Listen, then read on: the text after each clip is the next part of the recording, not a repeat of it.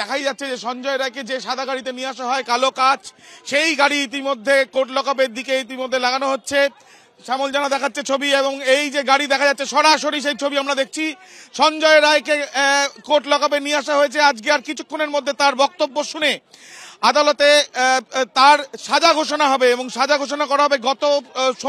আমরা দেখেছি শনিবার তাকে দোষী সাব্যস্ত করা হয়েছে, এবং তারপর ইতিমধ্যে সঞ্জয় রায়কে নিয়ে আসা হলো শিয়ালদা কোর্ট লকআপে নিয়ে যাওয়া হচ্ছে। আমরা দেখছি সরাসরি সেই ছবি।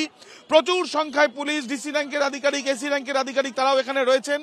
এবং মূলত এর আগে আমরা দেখেছি যে বিএনএস এর 66, 64 এবং 103 ক্লজ 1 এই তিনটি ধারাতে তিনি দোষী সাব্যস্ত হয়েছেন, এবং তাকে আজকে সাজা ঘোষণা তার।